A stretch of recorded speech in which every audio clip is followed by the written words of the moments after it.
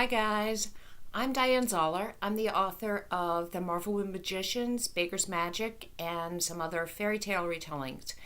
I'm stuck here in my house. This is the study, and I'm here with my dog Jinx and my husband and my son. And I'm guessing that you guys are all pretty much stuck with your families in your houses too. And maybe you're thinking that this has gone on for a while, you're getting a little bit bored. Well, I'm going to read you the first chapter of my book, The MARVELWOOD Magicians, which is about a girl who is stuck with her family all the time. They live together in a wagon. They don't even really have bedrooms. And she's homeschooled by her parents, and she doesn't really enjoy that very much. So I thought that you might like hearing about somebody else's stuck at home with the family story. And at the end, I will maybe give you an idea of something to write about if you feel like writing about something. So here we go, The MARVELWOOD Magicians. And thank you very much to Boyds, Mills, and Kane Press and to LiveOak Media for giving me permission to read this and put it up on the internet. So, Chapter 1. The name of the game was Frog Jump. It looked simple enough. Players took a rubber frog and placed it on a platform, then smacked the platform with a mallet to try to make the frog leap over the pond onto a metal lily pad. Maddie knew it was rigged, like all the games in the arcade. But her brother Belle had been studying it and playing it at fairs all summer to figure out how to win. "Hey, Dane," Belle said to the man in charge, "can I play?" "Again, kid? For free?" the man said. His arms, where they showed beneath the sleeves of his dingy white t-shirt, were completely covered in a tangle of tattoos, but he had a nice smile. "You think I'm in this for my health?" "Please," Belle wheedled. The man grinned and handed Belle a limp rubber frog. Belle took his time positioning the frog, studying it from one angle, then another. He whacked the mallet down hard. The frog flew across the water and landed right on a lily pad. "We got a winner, folks," Dane called out, and people turned to look. "Choose your prize, kid." Belle jumped up and down, thrilled, and Maddie wondered how he could still be so excited about winning one of the moth-eaten stuffed animals they gave out at the arcade. Then again, just a year ago, she'd been that excited too. She didn't know quite when that feeling had stopped. "You take it, Maddie, it's for you," Belle said. Dane held out a little turquoise bear to Maddie, and her hand brushed his. Right away, Maddie could read what he was thinking, as clear as anything. "Shouldn't have let the kid play for free, but they'll never miss one stupid bear," he thought, smiling that sweet smile. "The idiots didn't even miss the money I took. If they paid me what I'm worth, I wouldn't have to do it. It's not really stealing." Maddie stared at him. "Stealing is stealing," she said, before she could stop herself. Dane flushed, and Maddie took a step back, alarmed by the anger in his eyes. "What did you say?" he demanded, flexing his biceps so that the painted snakes that wound around them seemed to twitch. "Nothing. Sorry," Maddie muttered. She poked Belle and turned to leave. "Wait a minute, you," Dane said. He started to come around the frog pond toward them, his face red and furious. "Run!" Maddie shouted to Belle. She grabbed his hand and they took off. They sprinted through the arcade crowds and zigzagged around the booths.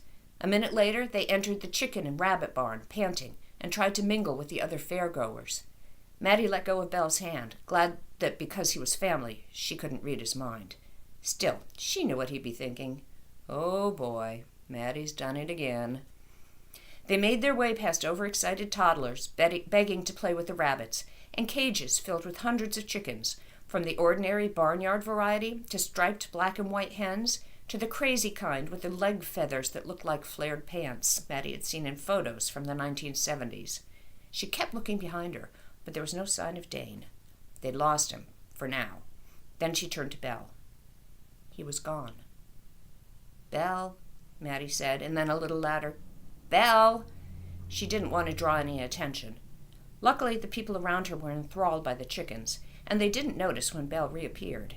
He wavered a little, his sandy hair and copper-colored eyes indistinct at first, then solid. His freckles were last to appear. "Don't do that," she hissed at him. "Sorry," he said. I thought Dane might be following us."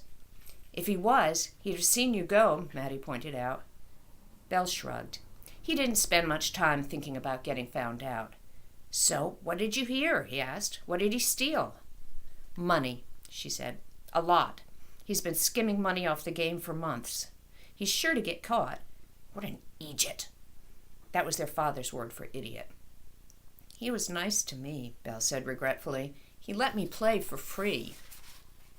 "I know," Maddie said. "I'm sorry. Now he's probably going to make trouble for us. Why can't I just keep my mouth shut?" She was furious at herself for putting Belle in danger. Carneys were always unpredictable. She should have known better. Belle patted her arm. "You can't help it. Come on, let's go back to the wagon.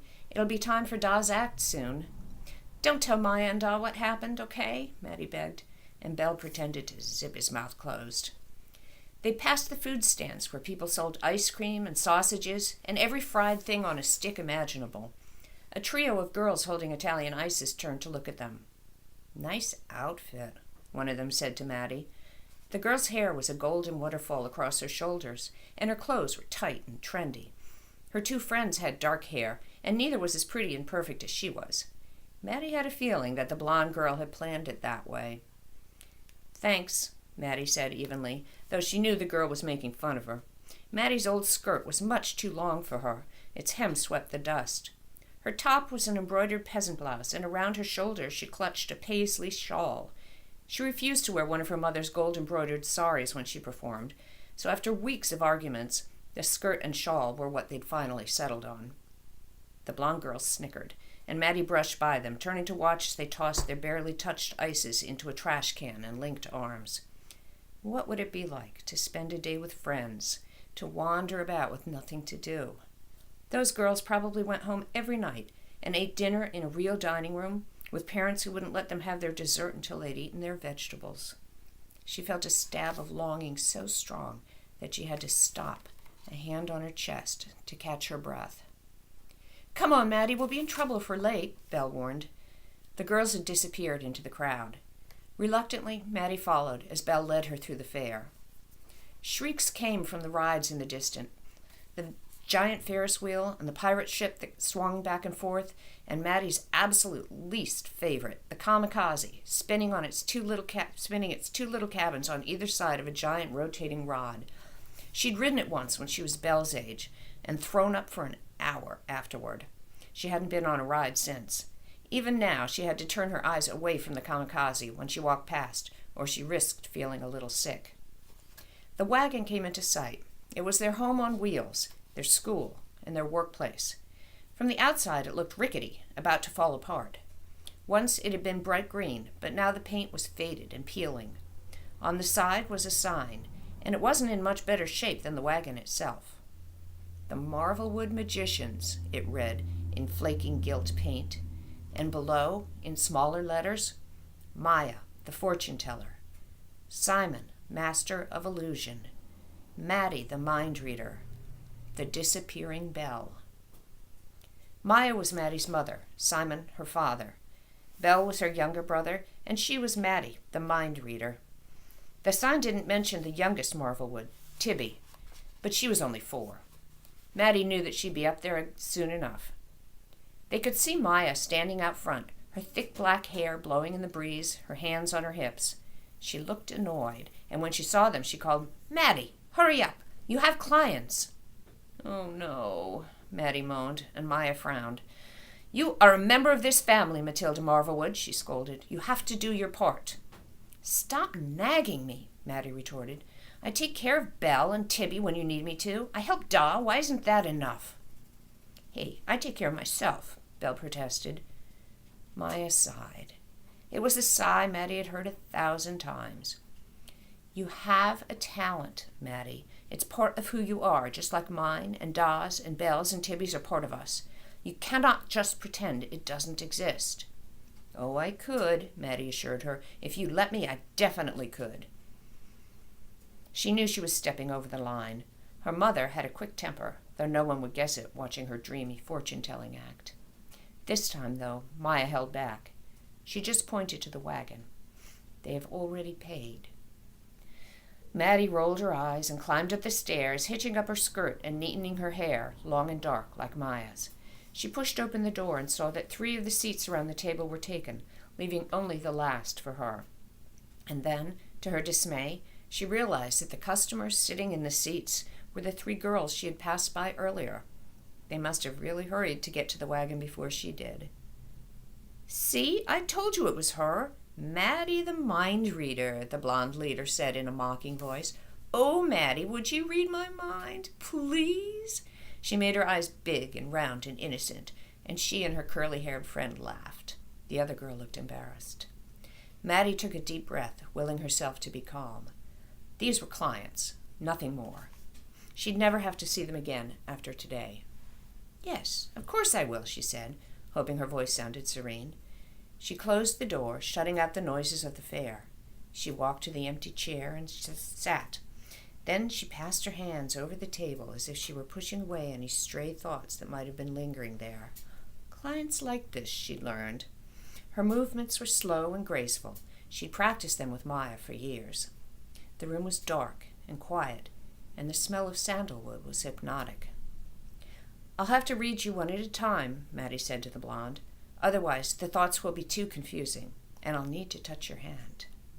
The girl put out her hand, and Maddie laid her own over it. She was flooded by thoughts. "What a loser," came first, and she clenched her teeth.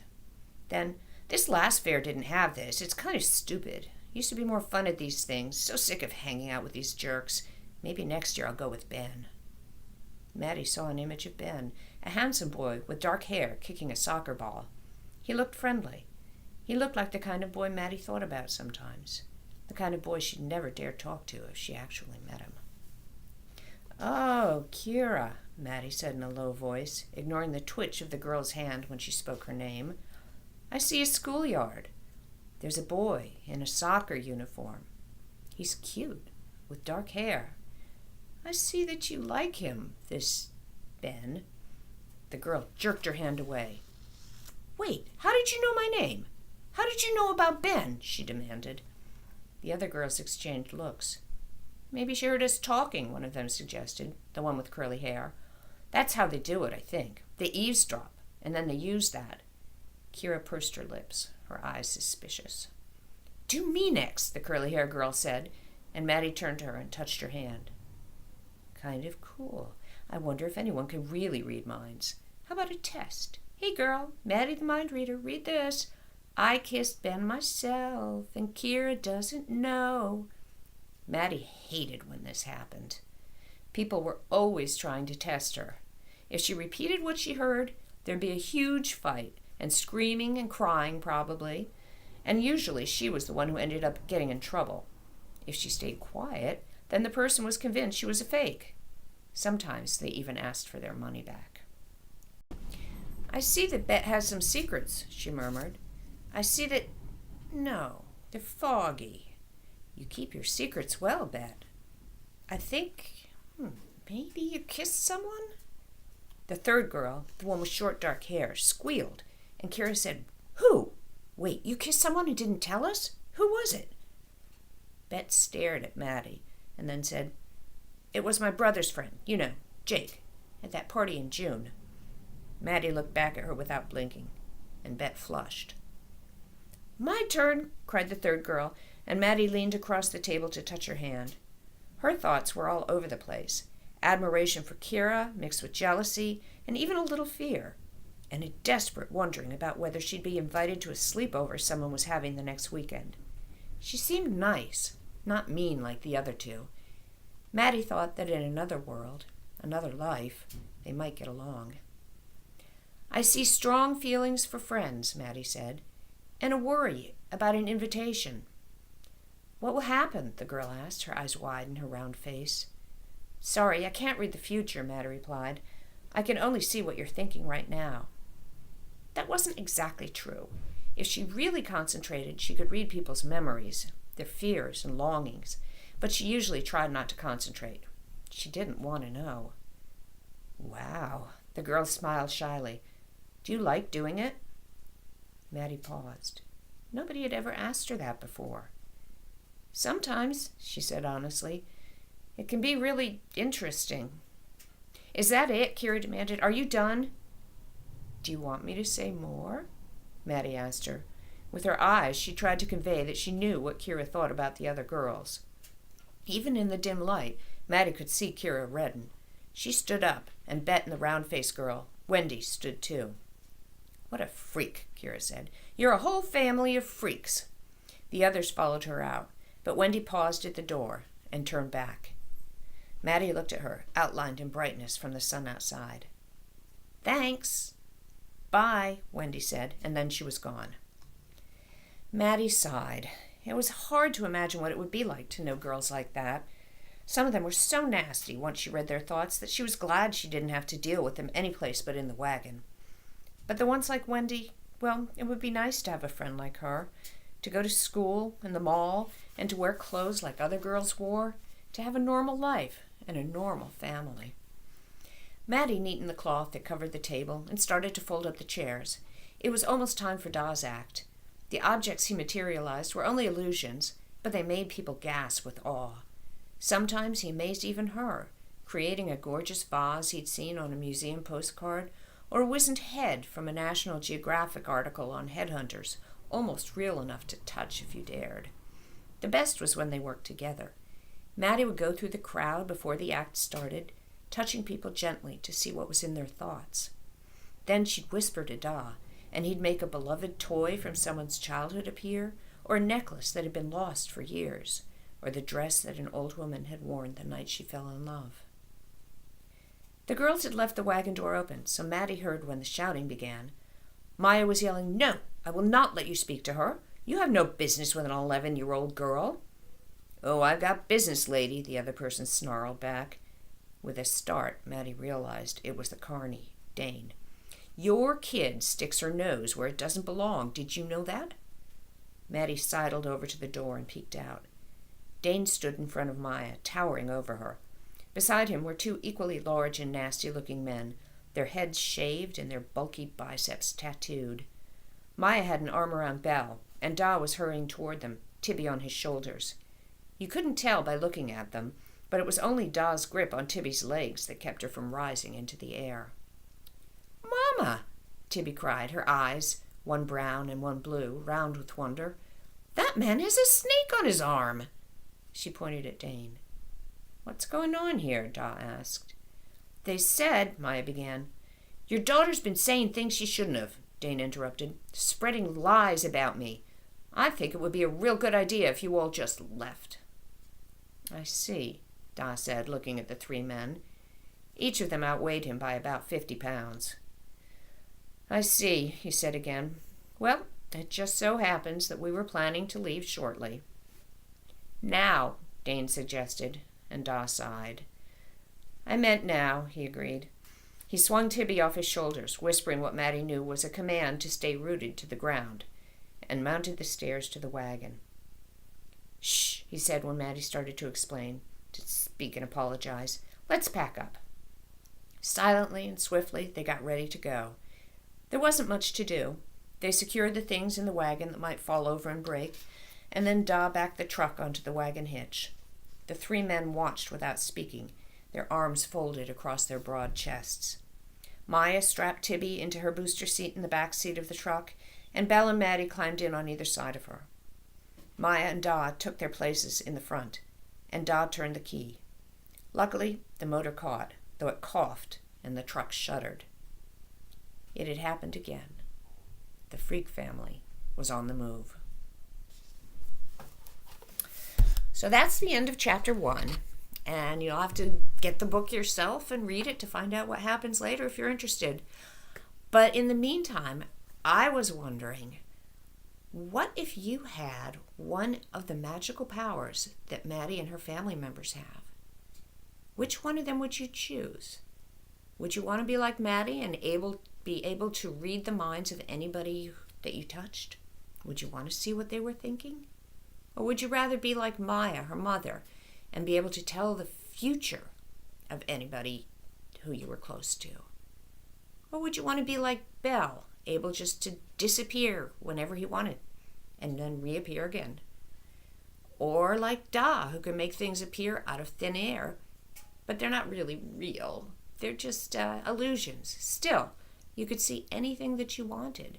If you wanted to visit the Taj Mahal, you could conjure up the Taj Mahal right in front of yourself.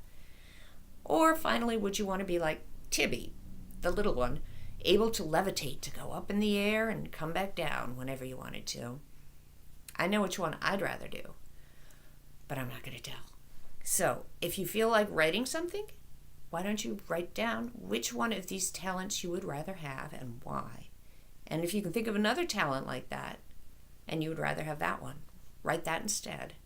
And in the meantime, enjoy your family, because, you're stuck with them, just like Maddie is. Bye.